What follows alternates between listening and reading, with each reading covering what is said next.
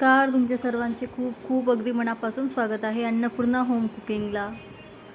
आज आपण जगातली सगळ्यात सोपी भाजी बनवणार आहोत, गिलक्याची भाजी, जी मस्तपैकी भाकरीचा काला मोडून आपण त्याच्यासोबत खाऊ शकतो। यासाठी आपण कढईमध्ये तेल घेतलेलं आहे आणि त्यामध्ये जिरे आणि मोहरी घातलेली आहे। ती अशी तडतडली की आपण ती व्यवस्थित फ्राय करून घेऊया।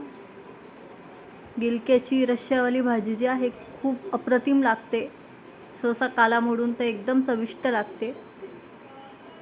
तुम्ही एकच्या जागेवर 2 भाकरी खाऊन जाल एवढी चविष्ट भाजी आहे आणि खूप सोपी आहे। यामध्ये आपण कुटलेला म्हणजे ठेचलेला जो लसूण आहे तो घातलेला आहे। अगदी कमी साहित्यामध्ये तुम्ही बघू शकता, आपण तेलामध्ये फक्त जिरं मोहरी आणि ठेचलेला लसूण टाकलेला आहे। तो व्यवस्थित फ्राय होऊ देत आहोत आपण। एकदम सोपी रेसिपी आहे, तुम्ही नक्की करून बघा। कोणीही भाजी बनवू शकतो, एवढी सोपी आहे। यामध्ये आपण आता थोडीशी हळद घालूया, लाल मिर्च पावडर घालूया आणि थोडासा जो आपला घरगुती मसाला असतो तो घालूया आणि स्लो गॅसवरती हे प्रोसिजर होऊ देऊ आपण, जेणेकरून मसाला खाली लागायला नको। आपण हे आता थोडंसं मिक्स करून घेऊया। खूप चविष्ट भाजी आहे, तुम्ही नक्की ट्राय करा आणि अजून अन्नपूर्णा होम कुकिंगला सबस्क्राईब नसेल केलं तर नक्की करा। आता आपण जे कट केलेले गिलके होते पाण्यात भिजत घालावं लागतात ते आपण आता भाजी यामध्ये घालून घेऊया आणि ती मिक्स करून घेऊ व्यवस्थित।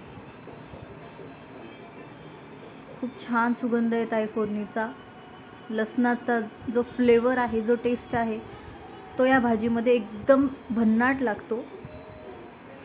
आपण ही भाजी व्यवस्थित मिक्स करून घेऊया। तुम्ही बघू शकता, अन्नपूर्णा होम कुकिंगला नक्की सबस्क्राईब करा। आपण यामध्ये आता मीठ घालून घेऊया।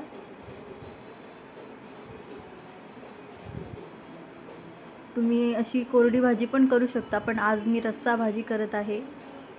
मस्तपैकी भाकरीसोबत किंवा पोळीसोबत किंवा जी आपण फिक्की खिचडी बनवतो तिच्यासोबतही आपण ही भाजी खाऊ शकतो।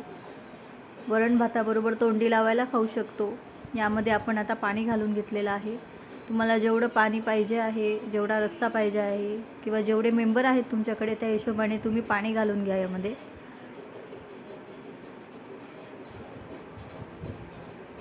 पाणी घालून आपण हे व्यवस्थित मिक्स केलेलं आहे। आता या भाजीला उकळी आली की आपण भाजलेल्या शेंगदाण्याचं जे कूट आहे ते आपण यामध्ये घालूया